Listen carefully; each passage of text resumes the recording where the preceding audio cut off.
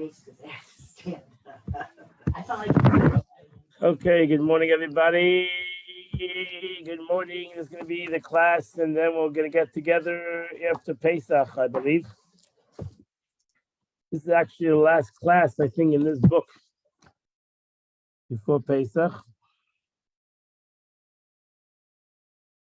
Am I right? Yeah, I think it's the last one. This is the last class in this book. So the next class, we're going to start after Pesach. Well, you have to get another book. We'll send you out an email, those that are on Zoom especially, so you'll be able to get a book for yourself in the house, in your home. Good morning, everybody. This is one of the classical sichas of the Rebbe, connected to Pesach. It's not connected to the parsha, it's connected to Pesach, and we are starting on page 226 in this book. So we're all preparing ourselves for next Friday night, when we all come together to celebrate Pesach, celebrate the Yetzias Mitzrayim, the going out of Egypt, and to celebrate our redemption. Ezrat Hashem. So it's very interesting. The Haggadah starts off with a small paragraph, and this small paragraph is one of the only paragraphs in the Haggadah that's actually in Aramaic, and it's in your says a statement. Hey lachma'anya de'achola de'asana de'yad Mitzrayim. Text number 1. This is the bread of affliction that our ancestors ate in the land of Egypt. So this is the beginning of the Haggadah. This is actually the beginning of Magid, right? The Yakadesh, Urchatz, Karpas, Yachatz, Magid. The whole Haggadah, we get together on the Pesach by night. It's coming next Friday night, is to reminisce the going out of Mitzrayim. The whole Seder. We actually start off with Karpas and Yachatz, all these things, all to inspire the child that is at the Seder, which really, whether it is a physical child or the child within us, to connect to the Magid. Magid means to tell. That's what we're really here. We're at this Seder to tell one another, to tell our children, to tell ourselves. What exactly are we sitting at the Seder? Why exactly have we come together to celebrate this holiday? So we start off Magid. Magid means to tell. We start off with this statement. This is the bread of affliction that our parents ate in the land of Egypt. So that's fascinating that we should start off the Magid with that statement, that this is the bread of affliction that our parents ate in the land of Egypt. Actually, at the end of Haggadah, we say, when we go to the end of Haggadah, when we come to the almost the completion of the Magid, we say, Rabbi Shimon Gamliel said that on these 3 things you have to mention at every Seder. You have to mention Pesach, Matzah, or Maror. If you don't mention the Passover, Paschal lamb, if you don't mention the Maror, the bitter herbs, if you don't mention the Matzah, you didn't do the mitzvah. So what is the matzah we eat? Matzah zu al shumma. Why do we eat this matzah? So we say because it didn't have enough time for our parents to leave Mitzrayim, and they was in a rush, and the matzah was made on their back, so to say. So that's a contradiction to the beginning of the Seder. The beginning of the Seder, we say this is the bread of affliction that our parents ate in the land of Egypt. So what is the meaning? This is not the bread of affliction. This is bread because we ran out of Egypt, and there was not enough time for the bread to rise. So the question is asked in text number 2, why do we refer to the matzah on our table as the bread eaten by the ancestors in Egypt? Didn't our ancestors eat matzah after they left Egypt? This is the bread. The bread that we're eating is the bread that we eat after going out of Egypt, because they were rushing and they had to leave the land and not time to let the dough rise. So what is the meaning of the beginning of the Seder? Hey Lachmanya, this is the bread of affliction that our ancestors ate in the land of Egypt. It's interesting that we say this Aramaic. We say it in Aramaic because even in the times of the Mishnah and Gemara, most Jews didn't know Hebrew; they knew Aramaic. So that's what we say in Aramaic, actually, so that everybody should know exactly what we're saying. So the end of God that we say it in Hebrew? This is the bread because our fathers ran out of Egypt. We say Hey Lachmanya in Aramaic. It's like saying it in English. This is the bread of affliction that our parents ate in the land of Egypt. We want to make sure everybody knows exactly what they're doing and what they're coming to the Seder for. They're starting off the Seder to remember the bread that the Jewish people ate in the land of Egypt. Why would we start off the Seder in that kind of a fashion? Why would we mention the bread of affliction in the land of Egypt? Why couldn't we just say, this is the bread that our parents ate when they left Egypt? Because ultimately we're going to say that at the end of the Haggadah. We're going to say, we're going to pick up the matzah. We're going to say, this is the bread that our parents ate when they left Egypt, not when they were in Egypt. Didn't they have matzah at the first Seder? Yeah, but that's not the matzah we're eating tonight. The matzah we're eating tonight is because, as we say at the end of Haggadah, because the Jewish people ran out of Mitzrayim, didn't have time for the bread to rise, and they had matzah made on their back, so to say. And that's the reason why we eat matzah. More. In that same Hey Lachmanya, we say, Hey Lachmanya, this is the bread of affliction that our parents ate in the land of Egypt, called Dichvin Yesev Yechel. Whoever is hungry, come and eat. Called Ditzich Yesev Yechel. Whoever wants to come and participate, let him come participate. That means that we are talking to people that are poor. We are mentioning, even though we're already sitting at the Seder, but we're talking to people that are poor and telling them if there's a poor person out there, let him come and eat at the Seder. He's welcome to come and eat at my Seder. Why would you say the statement of poor people? We're starting off like in a negative kind of we're starting off in a minus, right? We're talking about the Jews that are poor, they have no food, they have no food to eat, they don't have a Seder to go to, let them come to my Seder. So again, we're starting off in a negative. And the question is even furthermore, because the last statement that we say, which is text number 4, Hashata Hacha, now we are here in Boca. L'shana haba ba'aretz Yisrael, in the year to come we'll be in the land of Israel. Hashata Avdin, now we are slaves. L'shana haba b'nei chayrim, in the year to come we'll be in a free people. So we sit down together at the Seder, which is supposed to be a feeling of liberation, right? We're supposed to feel liberated. We're leaning, we have all the beautiful dishes out. We are all celebrating liberation. And then we say a statement, today we are slaves. In the year to come, we'll be free people. That like smacks you right in the face and tells you, my friend, all this whole celebration is not real. This whole liberation is not real. It's not real. Be honest. Today you're in Gullus. We are still in Gullus. And the truth is that everybody says the statement, whether you're in Israel or in America, everybody says the statement, they start to Haggadah. Because Jews in Israel and the Jews in America and Jews anywhere in the world are in Gullus.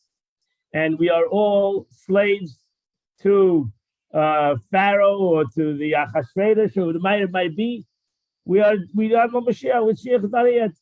So therefore, we're celebrating liberation, but we are in exile. But that shows our bataka and everyone. Okay, but sounds depressing. Sounds pretty depressing. We're celebrating liberation, and we're saying we're being honest, and we're saying that we're still slaves. So why would we do that? That's the question. This is one of the classical sikhs of the Rebbe. You might have learned it before. But this is the way the Rebbe looks at the whole Agada, and the truth is, this is a very long sikh of the Rebbe. They have shortened it, but this is a very long sikh. The Rebbe goes through the whole Agada, and he explains how we start off with this question. This is the foundation of the whole Agada, that we say even before Manishtana. We say this statement: "This is the bread of affliction that our parents ate in the land of Mitzrayim. We still have poor people. Whoever wants to come and eat should come and eat. We are still slaves. We are in Gullus.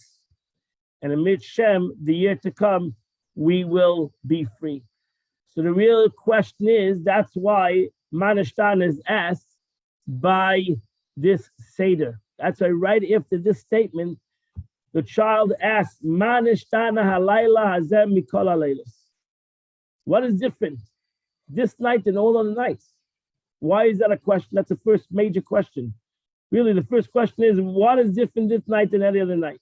Why are we sitting at the Seder? What is the difference yesterday, last night, from this night?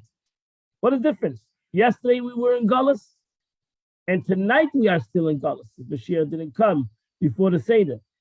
So therefore, the question the child asks, what is different this night than any other night? Why are we celebrating Pesach? Why are we celebrating Passover when we're still in Gullus? You just made a statement. This is the bread of affliction. Parents sat in the land of Egypt. So the question is an interesting question that the child asks. And every one of us should ask the question. Why are we celebrating Yetzias Mitzrayim when we are still in Gullus? And the Haggadah, the beginning of the Haggadah and throughout the journey of the answer of the Haggadah is really answering this question. Why are we celebrating Yetzias Mitzrayim? What is the celebration of going out of Mitzrayim when we are still in exile? Yes. So we rank everything in the world. We rank the top 10 pizza places, the top 10 kosher restaurants. In the top 10 gullahs, this isn't so bad. Yeah, it doesn't help us. It doesn't help us because once you're in Gullus, things can change pretty quickly. Yeah. Okay? Once you're in Gullus, things can change very quickly. Don't be fooled by any kind of Gullus. Because Gullus could be very, very quick. Another week for Mashiach. No, Mashiach got to come today. Because things are getting out of hand. Right. So that's it. So why really the question is, that's the question. So let's go back to the beginning, the Rebbe says. Let's go back to the beginning of time. How the Eibishter wanted it to be, how ultimately it is, and how this journey all started. This journey started with Adam and Eve. That's where the journey of the world started. Adam and Eve. And God put Adam and Eve in the Gan Eden. He put them in the place in paradise. Put them in Gan Eden. And he asked them not to eat from the tree of knowledge. That's all he asked from them, is don't eat from the tree of knowledge. What's so terrible about that? What's so terrible about eating from the tree of knowledge? That transformed the world, changed the world. Adam and Eve changed the projection, the purpose ultimately of the whole world, that Adam and Eve changed by eating from this tree of knowledge. So look at Rav Chaim Abi Atar. He was a very famous Kabbalist in the 16th century. Said as follows, the text number 5a, which is page 228. God's primary reason for prohibiting the tree of knowledge was to prevent the human mind from grasping or perceiving the notion of transgression. The Eibishter wanted that a human mind, he knew the fallacies, he knew the problems with the human mind. He created the human mind. What? Pitfalls of a human mind. Fine. And therefore he said, let the human mind not perceive the concept of evil. Let the human mind not get involved in evil. Let the human mind be a perception of good, pure. Even though the human body might go and do things, get involved with negative things, but if his mind would be pure, it would be much a better situation. If his mind would be pure. to be focused completely on holiness. His mind should be focused on holiness without conceiving the possibility of turning from God. So the Abishter wanted, that didn't change, even though Adam and Eve were told to go work the land, right? The prophet, the Psalm says, the work of your hand is important. God didn't change that. The work of your hand will be important in the world. And therefore, even Adam and Eve were obligated to go and toil on the land and to make sure that the land continues to prosper, right? But it will be the work of your hand. Your mind would always be focused on its true purpose, which is a godly purpose. And that's what the Abishter wanted. This is what God, King Solomon said, meant when he wrote, God made man upright. The human was made with only one kind of knowledge, and that was the knowledge of holiness. Thought of transgression did not figure into our imagination and fantasies at the time of creation. That's it. This is what God wanted when he created Adam and Eve, that they would, their mind, their intellect would always be of godliness. They would never ever imagine a concept of the opposite of God. And not to even forget about sin. They would never even imagine a concept of the opposite of that there would be even imagination or thought of a sin. Forget about actually doing a sin. They would never come into the imagination of thought. So, what happened? Adam and Eve decided, not only for themselves, but for humanity, that they would change it. Right? Adam and Eve thought that it would be much better for humans if not only they had free choice in the physical, but it would all start their free choice in their minds. Did they make a choice, or was that the outcome? That was their choice. They just said, "There's a tree of knowledge. I don't think you should eat from it. I don't think you should taste this concept of having a intellectual free choice. It should all be in the world of action. It shouldn't come to the level of thought, because that will be a terrible thing." But Adam and Eve decided that they were going to change. They decided they're enticed, but they ultimately decided. I think they were fools. I think Right. they were tricked. You cannot trick a person. Everybody has their free choice, and they decided with their free choice to eat from this tree. That's it. They were presented with a different opinion. They were presented whatever. This was their choice. This was ultimately their choice, and they chose it. Whatever there's many reasons why they chose it, and we're not going to go into that. It's not important why they chose it. The importance is that they chose it. To this class, it's important that they chose it. They chose it. That should be the reason. That should be their destiny, and that's what they chose. And that's why he continues. It says, when Adam and Eve partook in the tree of knowledge, the first became aware. That's why it says they saw they were naked. Suddenly, wait a minute, they were naked before. They didn't receive eyesight in their nakedness once they ate from the tree. They were naked before. They understood what nakedness was. They didn't realize that nakedness has a thought of a negative.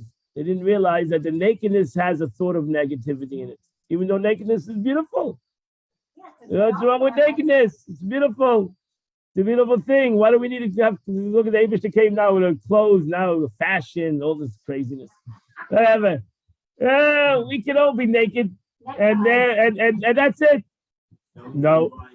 So the first came aware of the possibility that nakedness has within it something negative, right? So now, nakedness is a beautiful thing, and it's a phenomenal concept, but there is within this concept, it comes into your mind, the capability of something negative in this nakedness, even though, why would there be? But humans have the capability to take in everything that is beautiful and to twist it. And we have now the capability of using it out for a negative concept. And ultimately, everything starts in the mind. And the second, we have the capability of taking something beautiful that God creates in the world and through our mind manipulating it into a negative thing. And that started off the whole negative situation. And they were ashamed. That's why they became ashamed. Now they realized the mistake, right? So they became ashamed of that they even a second had a thought of, wow, this could be used in a negative way. But before they didn't realize that it could be used in a negative way because they only had spiritual thoughts, so they only used it in a positive way. Now they saw, wait a second, that they can use this out in a negative way. So now they became ashamed of themselves. Right? So they became ashamed. What are they ashamed of who? There were only two guys, the only two people in the garden. But they became ashamed of themselves that they realized, wow, look at that. We're looking at each other, and now we see that there's a positive and a negative in everything. So there's a beauty in the nakedness, and there's a negative in the nakedness, and suddenly everything became positive and negative. So suddenly now everything, the whole garden, the whole Gan Eden turned into a challenge. Like the whole Gan Eden now turned into a positive and a negative. It's a sad situation that they suddenly realized that everything in the world is a positive and a negative. And they realized that the positive and negative is not even a positive and negative. Somebody's going to die or somebody's going to kill somebody, but it's going to start off in a physical and a spiritual journey. So the physical will suddenly now take an important part in this journey. That's the negative, right? The negative is that suddenly the physical world takes space, even though it was there before, but it didn't take a space. The purpose in life was the focus, and the physical was there for its purpose. Now suddenly the physical has a purpose. Now suddenly the physical side of life has its own agenda. And that's really the struggle that started off with Adam and Eve. And it went from level to level to level. 1900 years, the world went from one negative to another negative to another negative to another negative. 7 generations, 7 steps down. So that's the situation. So the Medrash says when Adam sinned, the divine presence ascended to the first heaven. That's what happened, the first step. When Cain sinned, which is not too much after that, it ascended to the second heaven. When Enosh sinned, it ascended to the third heaven. When the generation of the deluge sinned, it descended to the fourth heaven. When the generation of Bavel sinned, it descended to the fifth heaven. When the residents of Sodom sinned, it descended to the sixth heaven. Sodom. What's that? Sodom and Gomorrah. Sodom. In the lifetime, so it descended to the sixth heaven. In the lifetime of heaven, the Egyptian sin, it descended to the seventh heaven. So to say, godliness moved from level to level. Spirituality moved away. Physicality, the physical world with ultimately its negativity, became more the focus of the world. And that's it. That's what happened. 1900 years of world. And done. Then the opposite, then came Abraham. Right? Opposite them arose 7 righteous people. Right? Avram Avinu married to usher the seventh heaven to the 6th. Isaac moved it from the 6th to the 5th. Jacob moved it from the 5th to the 4th. Levi was the son of Jacob. He moved it from the 4th to the 3rd. Kahas was the son of Levi, the leader of the Jewish nation at that time, moved it to the 3rd to the 2nd. Amram was the father of Moshe Rabbeinu. He moved it from the 2nd to the 1st. Moshe Rabbeinu, who was the 7th leader, arose and ushered it to the world. So Moshe Rabbeinu brought about the revelation, which is Matan Torah, wrote about the revelation of God that was totally devoid from the world.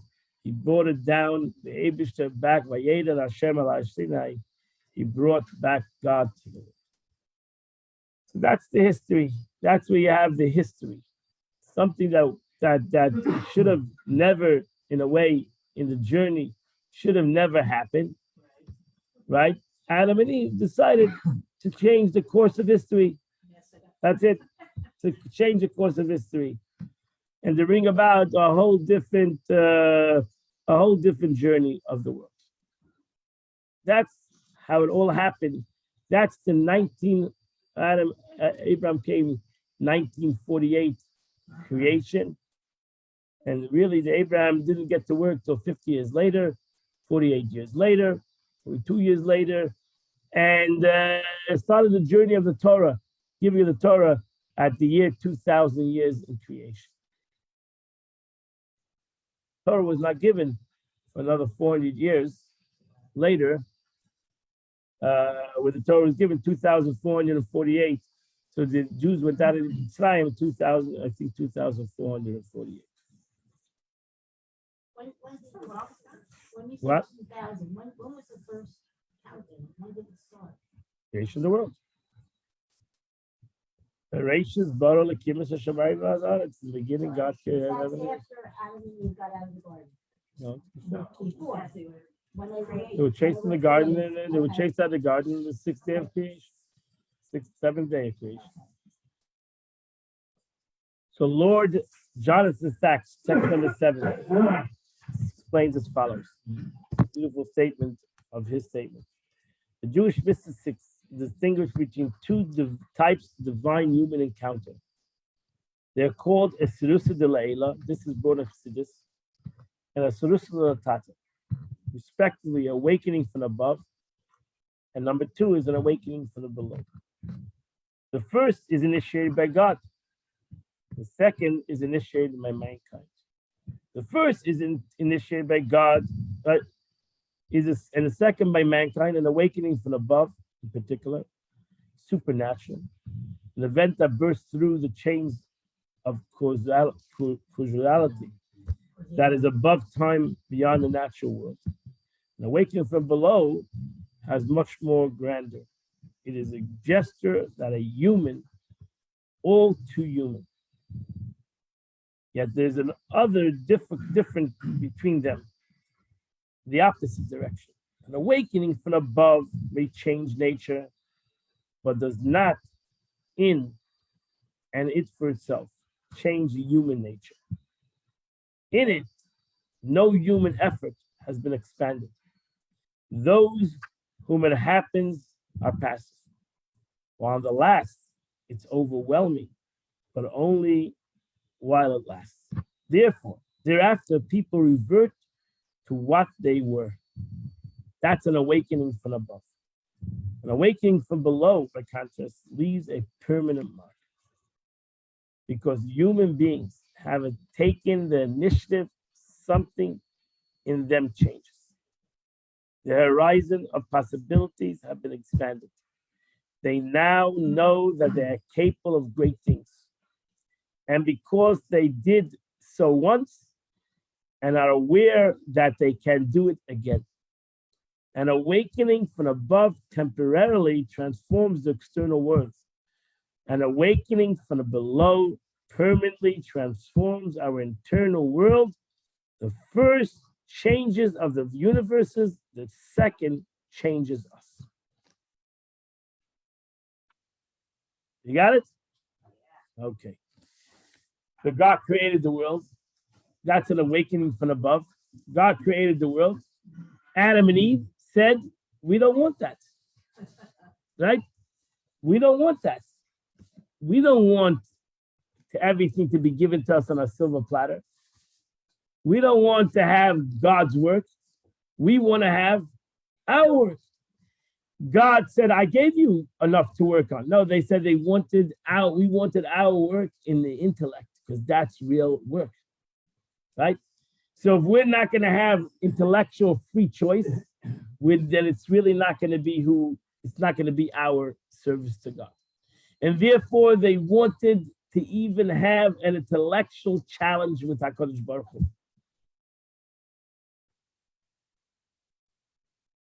God said, if you're going to have an intellectual challenge with me, you'll ultimately do terrible, terrible physical things. And that's what happened. So for 7 generations, the world got worse and worse and worse and worse. Rabbi, can I ask you a question about that? We have a question over here first, yeah? So I'm Wait, more confused because one second, Jenny. I thought Hashem intended free will from the beginning. Free will more in an emotional and a physical way, but not free will intellectually. So the intellectual, well, the Abish wanted intellect should be above. The intellect should be above. A person should assume on him. You should always look intellectually above. Your challenges should be outer challenges, not intellectual inner challenges. And Adam and Chava said, no, we want to have this, an intellectual challenge. We don't want to have just a work challenge, a physical challenge. We want to have an intellectual, we want to have an inner challenge. Abishta felt that inner challenge would be a harder challenge to overcome. And he was right. Because he ultimately humanity in their inner challenge went from one lower step to another lower step to another lower step to another. They had to figure out how far they can go. And that's why it says that even the Jewish people were at the 49th level of impurity. And if they would have been in Mitzrayim 1 more minute, they would have never gone out of Mitzrayim. So God had to reveal himself and said, enough is enough. I've pushed this too far, and I need to stop it. I need to bring this to a stop. When was the Noah? When was the flood? The flood was he said the flood was the fourth level. So it was already so bad. It was pretty bad, right? Yet we went further down. Correct. What happened was that the humanity Pasha became so corrupt, the physical became so corrupt that there was no purpose to the physical anymore. So the physical became so the Abish started to bring an end to the physical. The physical became so corrupt. Yeah. Jenny, what's your question? yes, I have like a couple. I think somebody may have asked it a little bit, but I couldn't hear them. So, I mean, there's 2 questions I have. One is that the way you've described the intellect in the beginning, I don't understand why them deciding to eat from the tree wasn't the intellect at work. You know, like they did make a choice intellectually to not follow God's command. And so, like you said, that they couldn't even imagine the thought of a sin, but yet they did imagine the thought of a sin because they decided to eat from the tree, right? So that's the truth is that the Abish did not command woman not to eat from the tree. okay. So when the woman ate from the tree was not the sin. Was not what? Was not the sin. She wasn't commanding. That's what she gave man to eat. That's what she enticed him to eat. Now is what she already ate from it. So now she said, I cannot be there alone. I need the man to be there with me. So now she enticed man. That's why Chochmas Isha Bansa Beisa. The wisdom of a woman will either build a home or the opposite. So the woman was not commanded not to eat. There was a man that was commanded not to eat, but she already ate from it. And she said, now man has to be part of that journey. Cannot have man to be separate. But that doesn't still make sense to me, because if you're saying, are you saying the woman could imagine the thought of a sin, but the man couldn't imagine the thought of a sin? Right then, when she ate from it, now she imagined the thought of a sin. So before she ate from it, I don't understand what you meant So when you said. the truth is no, because the thought of a sin is not a sin. The thought of a sin is not the sin, it's the sin. It's the action. If you wanted, a person should not even think the thought of a sin. If you can imagine having a situation that you don't even have the thought of a sin. So that would be that there is a sin. That's the reality. The world has sin, but that you wouldn't, it would be it would only be an outer expression sin. Sin would be a physical action, but there would never be in man the capability of sin. Sin would always be part of humanity, but it would be for a man to do a sin would be, he would have to do a sin without his thoughts. He would have to do a sin just with his action, not with his thoughts. That would be almost impossible. I mean, we do a lot of sins today without thoughts. Yeah, Baruch Hashem. We're so involved in sin, we don't even realize that that we're doing a sin. That's the Korban Asham. That's what we're being a Korban Asham. We're doing a lot of Avedas, not because we thought about it, because that's in human nature. Most people talk Lashon Hara, not to think about it before. I'm going to go talk Lashon Hara. They just talk Lashon Hara. It's part of the human nature. So it's not without any thought. That's why you do mitzvahs without thought. You do Avedas without thought either. So the Eibishter didn't want that humanity should have a thought of a sin. That doesn't mean there won't be sin. There wouldn't be the thought of sin. You wouldn't sit and contemplate. It wouldn't be part of your imagination to sin, even though you would sin. But it wouldn't be part of your imagination. But that's what happened before the sin. That's what happened before. Say that. It happened before they ate. They already had the thought of a sin. So it sounds like a never thought of a contradiction sin. to me. They had no imagination before they ate. They had no imagination. It was not part of Why did they eat? If they didn't have, God said don't, and then they ate. So why is that not the thought of a sin? Because again, the eating, it was possible before the imagination. The capability of sin was always there. It was not in their imagination. They ate, so now it became part of their imagination. The action actually brought about something that they didn't imagine. And that was what they actually did.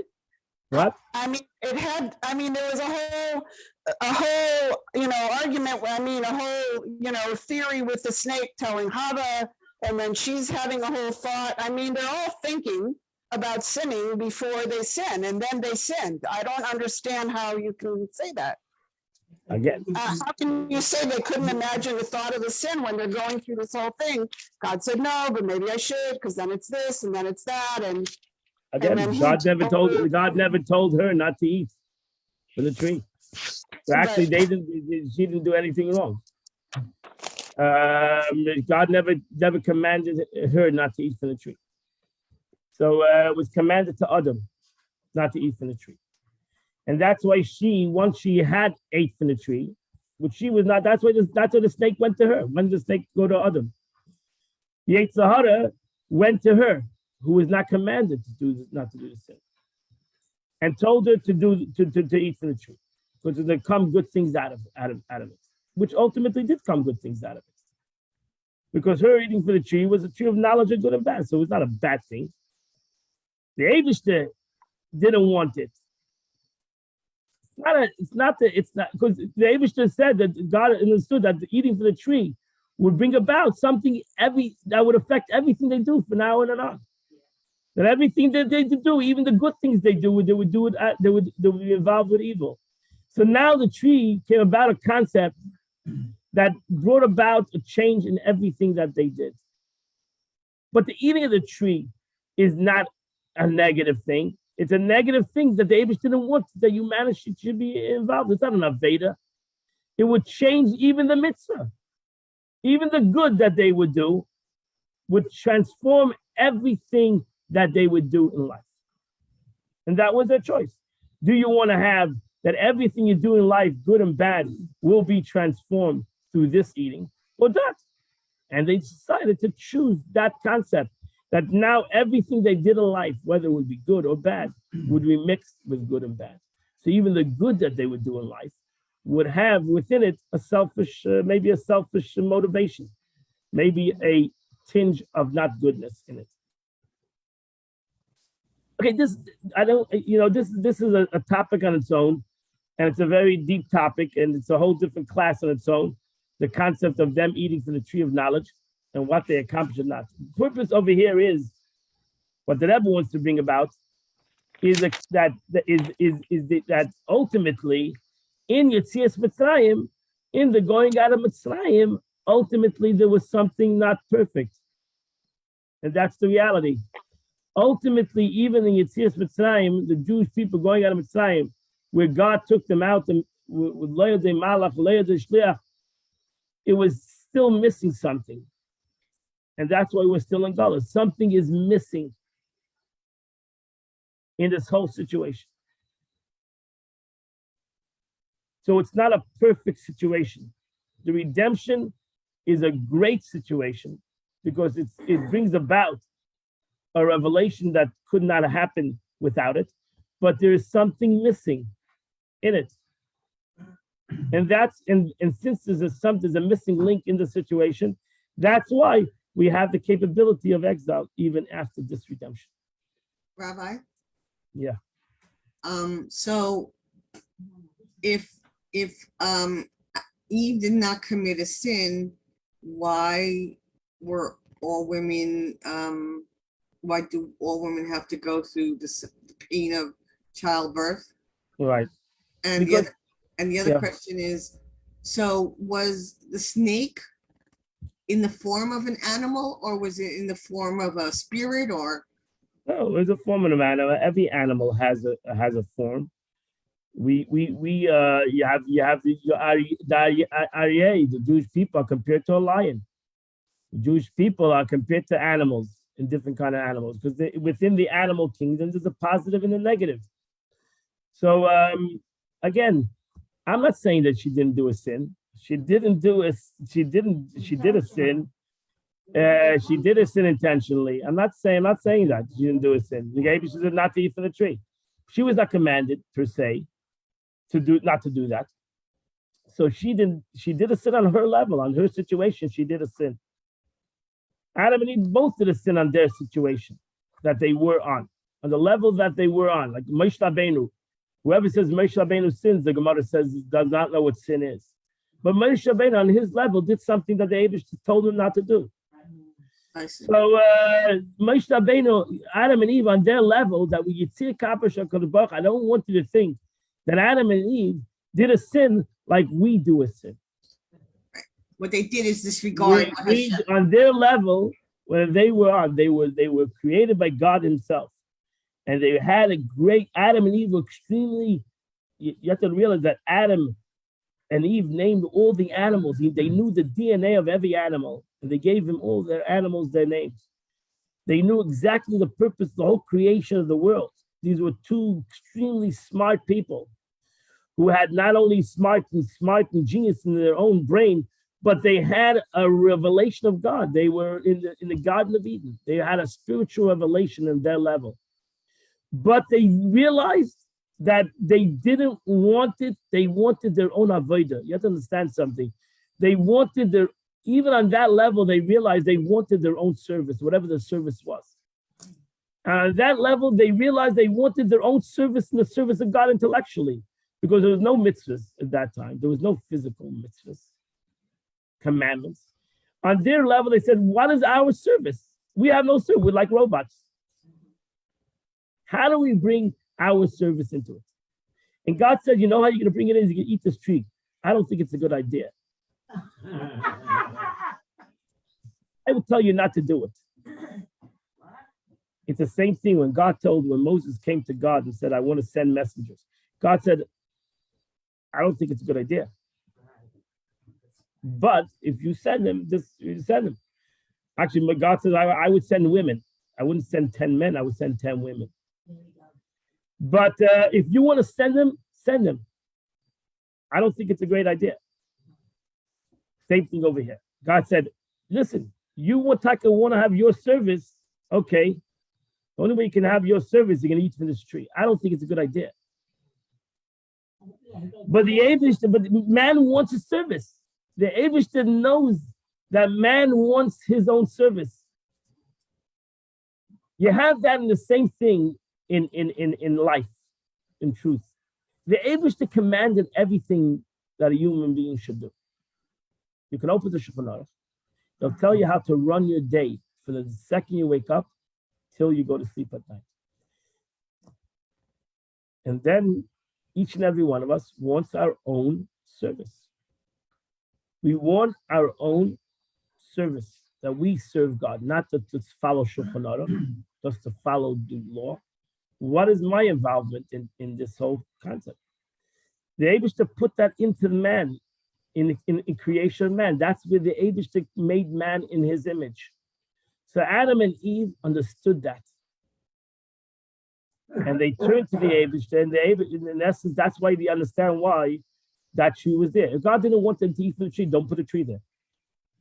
Wouldn't that make more sense? Would make more sense was not to put a tree there, and finished. End of story. No, Abishter understood that man is going to want to have his own service because he made him that way. But he understood that it wouldn't be the most optimum situation, because ultimately, if you give man free choice, he might choose bad. But to take away from man free choice is as the Rambam writes, to take away from man free choice, then he's not a man. He's not a human being. The Abishter needed to put that tree there, because that would not be human. For man to come to the realization that the service of God would be enough for him would be unbelievable. But man needs to come to that on his own. And therefore he needed to put the tree there, because he needed to them to make that choice. Now, why am I telling you this? Even though this whole class is not about the tree of knowledge, but it is in a way, because that's what it ever. That's what because it is in a way, because that's what it ever wants you to do when you come to the Seder at night. You can be free people because God made you free. And that's what happened. Or you can be free people because you want to be free. And that's really the Seder. The Seder has within it two concepts. It has within it that God made you free, and that's a reality. Or it has within it because you want to be free. And that's where you're in the picture. So it has within it both of these concepts. You can choose one or the other. You can have a Srusa de Leila, wow, we are free people, let's go party. Or no, you say, hey, Lachmanya, no. Wait a second. I need to be free, to be godly free, have this revelation of godliness that makes me free. I need to want to be free. And I need to have my service. I need to want to be free. And that's the Helach Man. And that's the bread of affliction. That this, I am not free. God can free me. He did free me in Egypt. But I'm still in you define free. There's still something missing, because even though God freed me and God gave me a Torah and he gave me a whole thing and I can live a spiritual life, but I want to have my freedom. I want to be free because I want to go out of Egypt. So that's the missing link that I can accomplish at the Seder. I can accomplish that missing link if I want to. So I can be like Adam and Eve and eat from the tree of knowledge. That's what we say, whoever wants to come and eat, let them come and eat. You want to eat for knowledge. You want to eat for knowledge. Knowledge might give you too much knowledge is not good either. But knowledge might give you the thought of wait a second. But knowledge will give you who you are. Knowledge will give you your true freedom. And that's why we say, this is talking the bread of affliction. This is whoever wants to come and eat, let them come and eat. Let them come and eat from the tree of knowledge. Let them come and eat from that tree of knowledge, right? Let them come and eat from the tree of knowledge, which is going to give you your free choice. But then you will have your true freedom.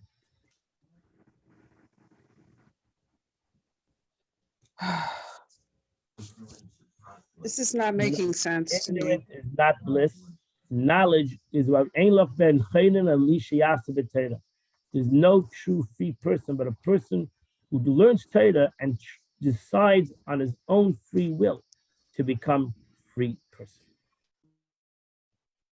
Let's look at the Rebbe. Let's look at the words of the Rebbe. Maybe it'll answer your question. This is how the Rebbe says in text number 8. This is tough stuff, but you have to learn it. And Jenny, let's finish it. Because I actually gave the whole class already in 1 second. But Egypt is a proverbial. Am I saying the right word? Proverbial furnace, like a refining pot for silver and kiln of gold. A kiln separates the base material from the silver and the gold, so that the silver becomes pure rather than a mixture of precious and base material. Egypt too acts like a kiln. The harsh bondage working with clay and bricks refines the Jewish people and separates the bad from the good. So it's interesting. The Medrash says, you don't make it down.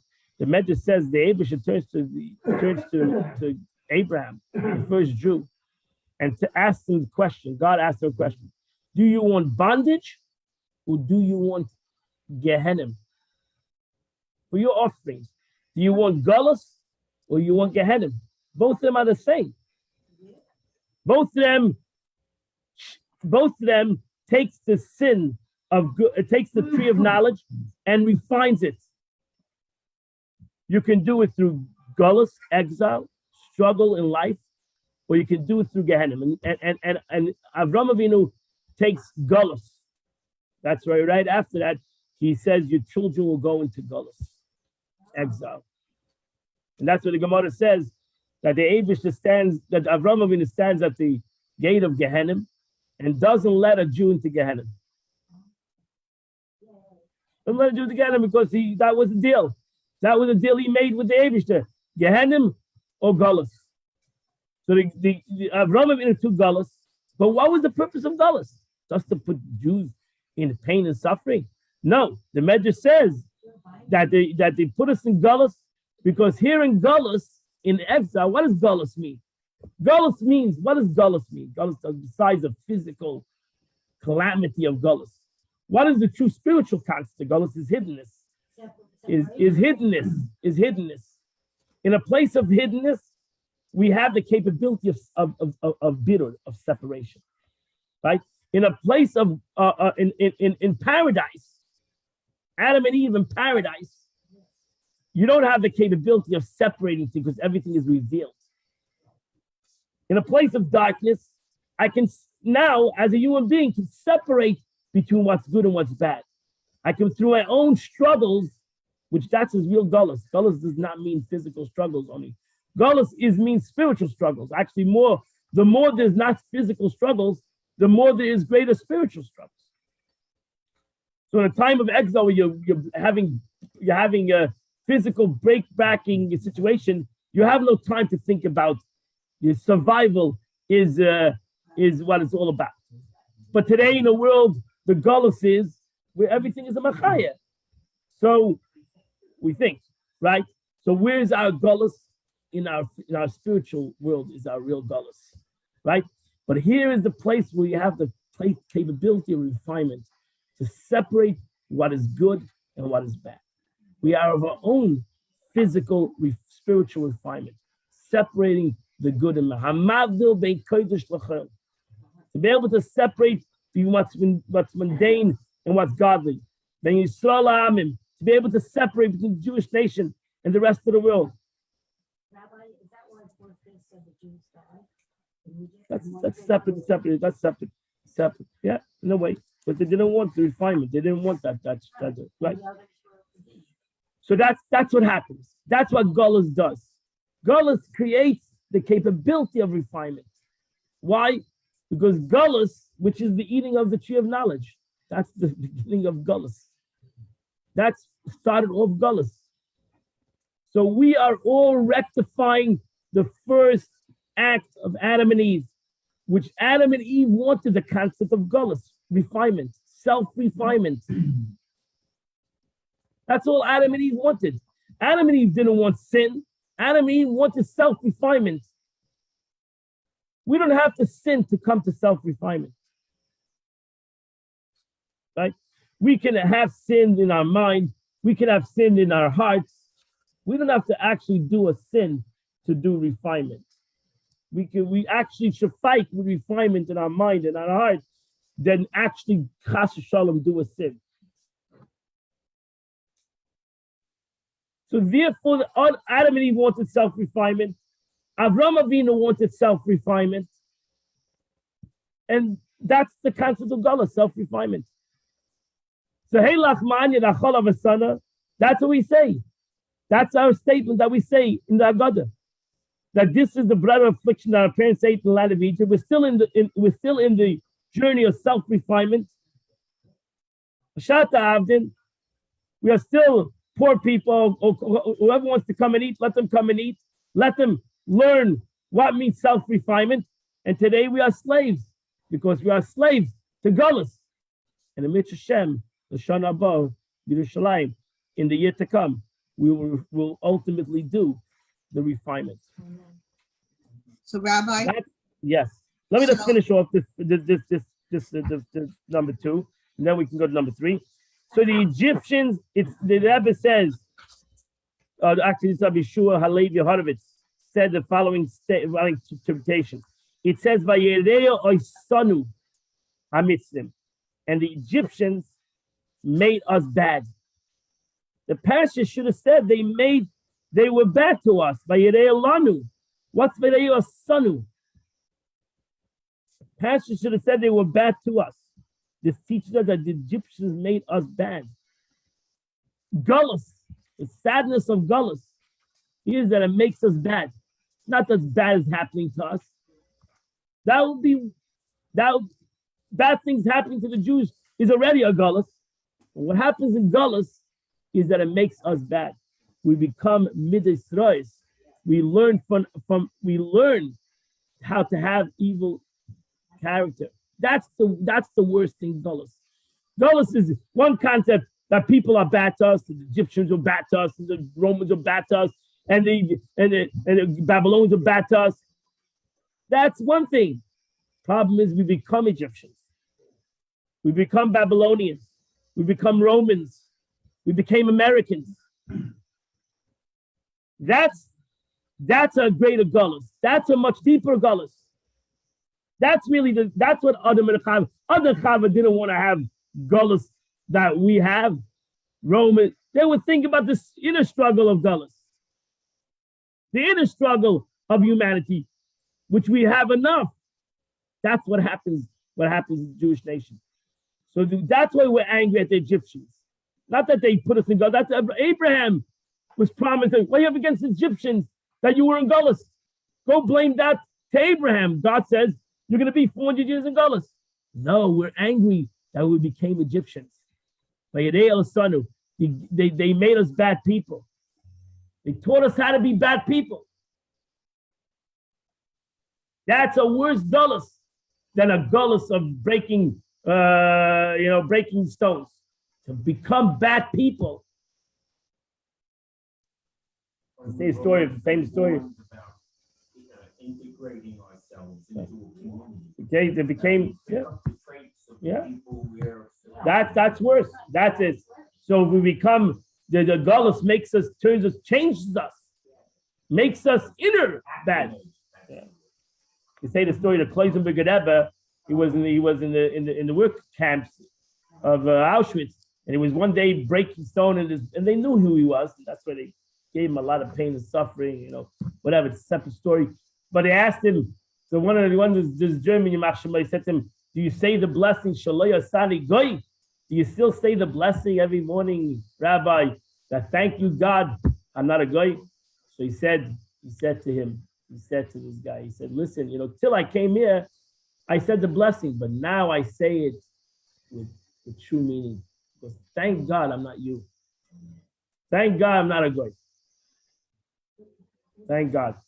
So now we see what a Goy is. So you're right, you have the power right now, but thank God I'm not a Goy. Because that's not a Yid. A Yid is an inner thing. It's not a thing as if you have somebody has power or not power. It's thank God I'm a Yid. I have midas tovos. I have good attributes. I have good character. I'm a good person. This teacher of the Egyptian made us bad and sinful, causing us to learn from their behavior. That's the real dullest. That's the real struggle. That's why Pesach goes back to the Adam and Eve. Because that was their struggle. They wanted to have an inner struggle. David didn't want an inner struggle. David wanted to give his chusim. He wanted to give his chusim merits, keep on doing 10 mitzvahs. Have an inner struggle but the Yid wants an inner struggle. Because that's our free choice. Because that's where our free choice really lays, in our inner struggles. Our own little narishkeit that we have in life. So let's end this off, and then we gotta get to questions. So that's how it comes down to, the Rebbe brings it down to a complete circle. Text number 10. Now, if Jews had been worthy of redemption, the barrier between Jews and God would have disappeared completely, forevermore. Yetzias Mitzrayim would have been an everlasting situation. However, because they escaped Egypt in less than an optimal state, the barrier remained. We're still in Gullus. Because we ran out of Mitzrayim. We were chased out of Egypt. It can still exert influence over the Jewish soul, depending on the measure of its power and stature, which commiserates the state of a Jew at any given time. So therefore, why are we celebrating? Really, question is, so why the heck are we celebrating? Why in the world are we celebrating this celebration when we're still in Gullus and it can still wake up and it still overpower us? Why are we celebrating this celebration? The Rebbe says as follows, text number 11. The matzah that our ancestors ate after they left Egypt, the one that did not have time to rise before the Exodus, is described in this passage as matzah that our ancestors ate in the land of Mitzrayim.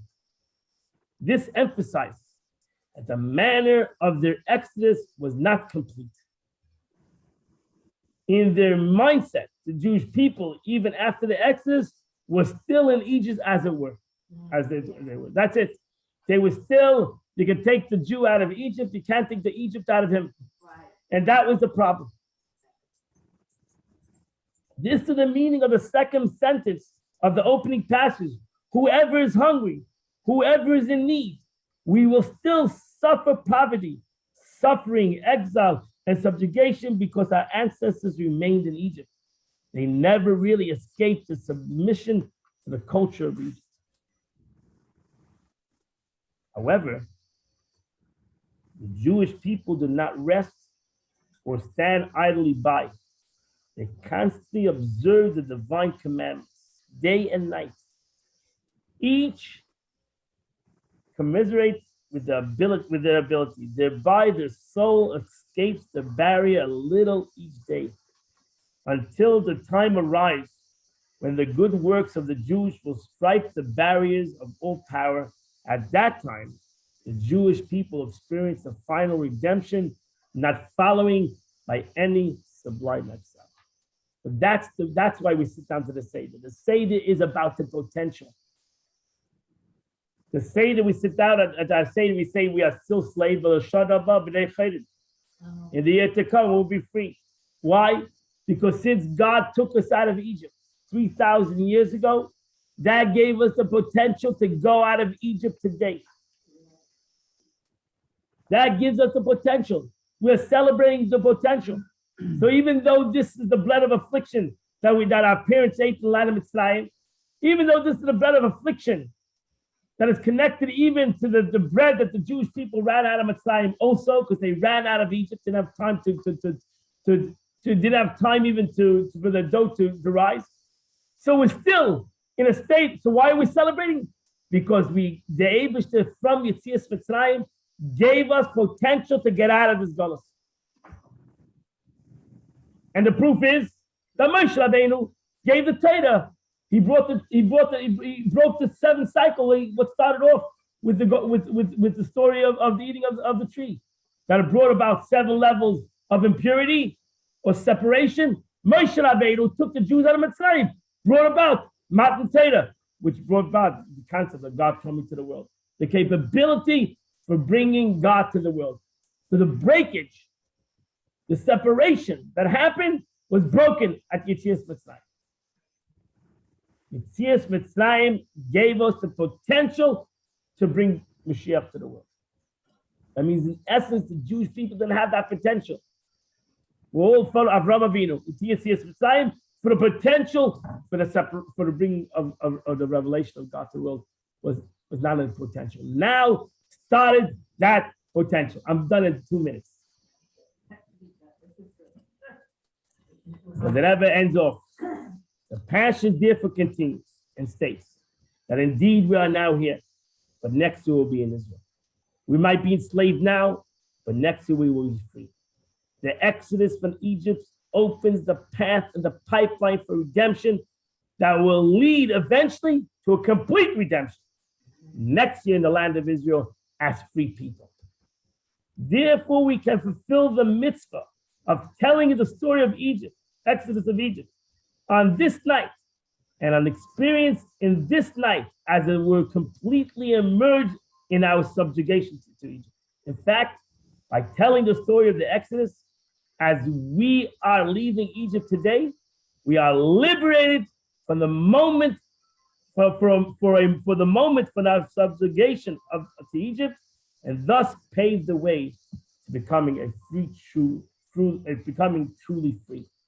This is in accordance with the teaching that the entire time span from the Exodus from Egypt until the future redemption is a continual, progressive process of leaving Egypt. My friends, we are continuously leaving Egypt.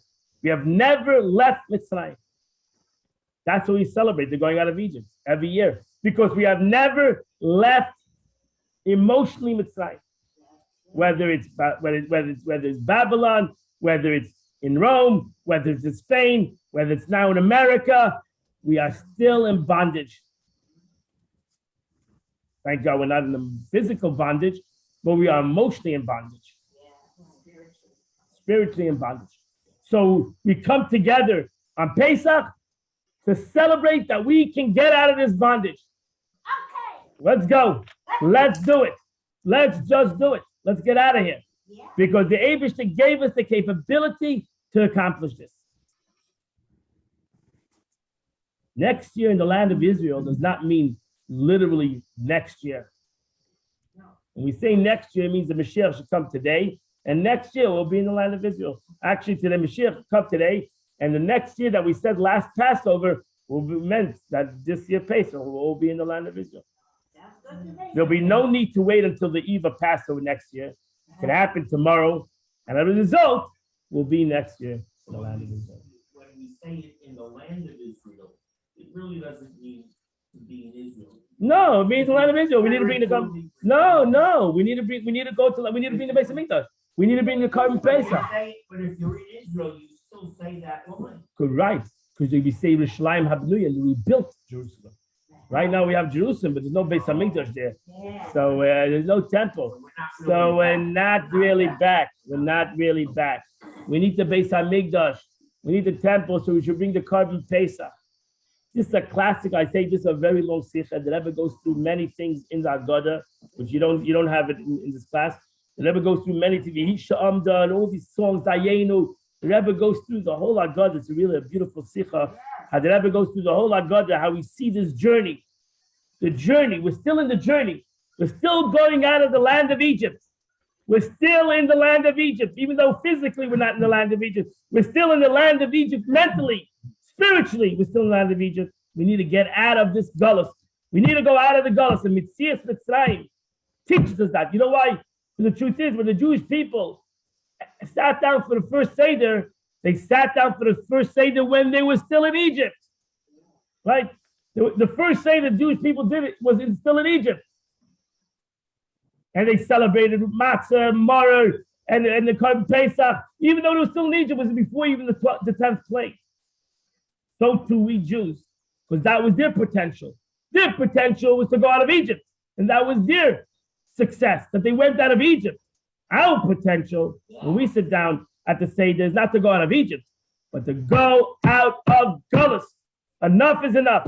To go out of exile, to dance all our Tzeno Agdosha to the Holy Land with the coming of Mashiach, and that's what we're celebrating on Pesach. I wish you all, we're going to make sure to get together after Pesach. I wish you all a wonderful Pesach, a happy Pesach, kosher and a Pesach. Make sure you all eat shmura matzah at the Seder. If you don't have shmura matzah for the Seder, call Chabad.